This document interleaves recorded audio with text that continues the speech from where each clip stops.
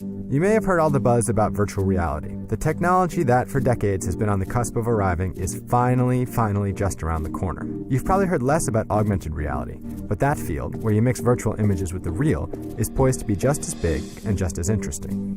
DAQRI, a Los Angeles startup, has created an augmented reality headset and the software which powers it. It's aiming to revolutionize the way people work by layering additional data and intelligent computing tools on top of their normal vision.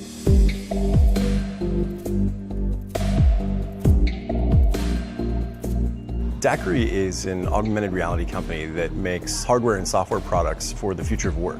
Their flagship hardware product is this really cool kind of digital hard hat that you wear, and it has flip-down lenses, and it projects things on the environment you're working within. So if you're at a factory, it can project images on gauges and can read those and track those and feed them back. So it's kind of like a way to modernize what have been legacy industries in a very, very cool way.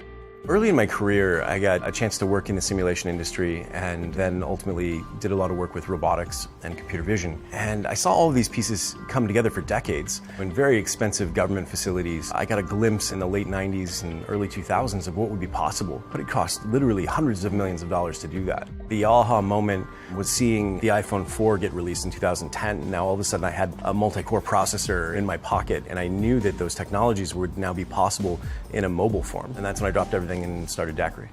When the company began, it focused on creating software.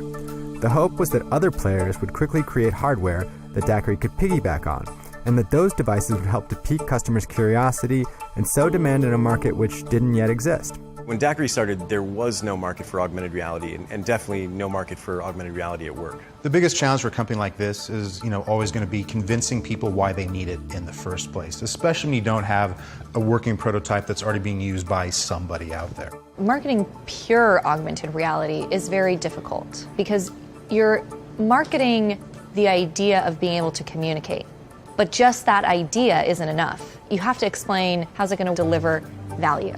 We had to work pretty hard to just get people to understand the fundamental mechanics of the technology. Every meeting we went into at that time, we had to explain to them what it was we were doing, what the industry was, what the potential was.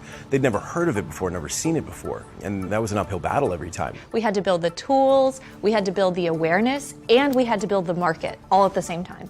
Originally, they were mostly a software company, but that brings issues, right? The software is only good if there's actually devices out there that can run it. When we started DAQRI, we were really optimistic that one of the big companies would come along and they'd make the device that we needed, and we could just write our software for it.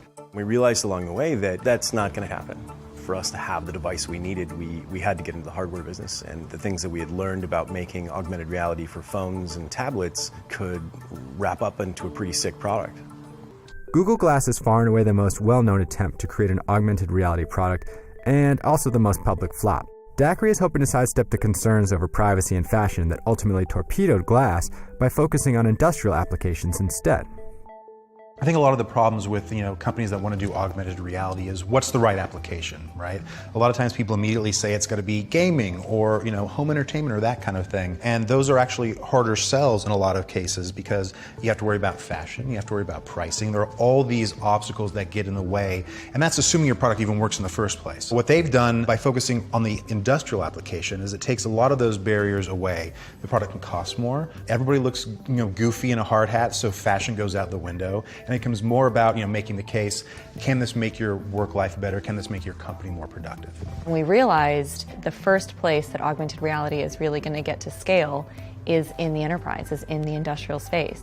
Because this is delivering on-site, in-context knowledge transfer, step-by-step work instructions, data visualization right where the decision-making is happening. A field force engineer goes to service a gas turbine on a jet. They have to know maybe 600 different work instructions. This is a way to do knowledge transfer visually. So you can look at that gas turbine engine, and the computer vision can understand what you're looking at, understand what needs to be done, and give you visual cues without language of what you need to do next.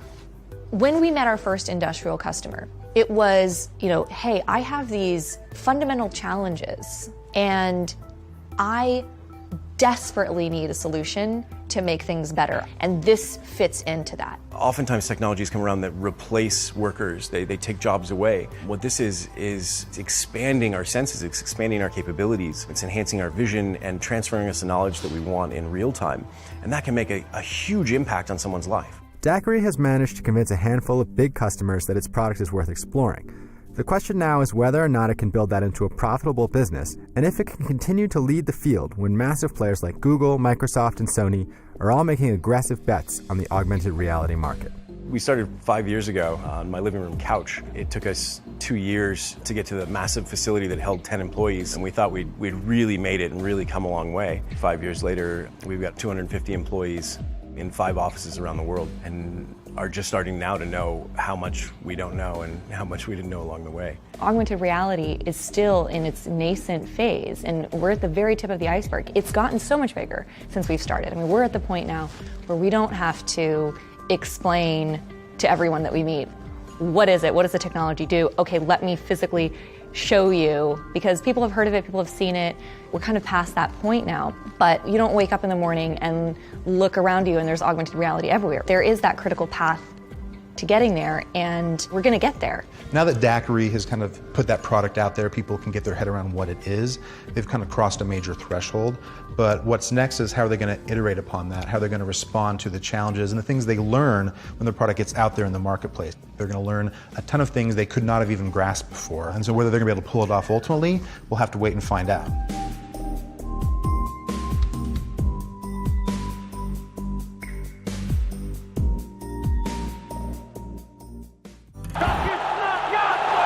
Panenka!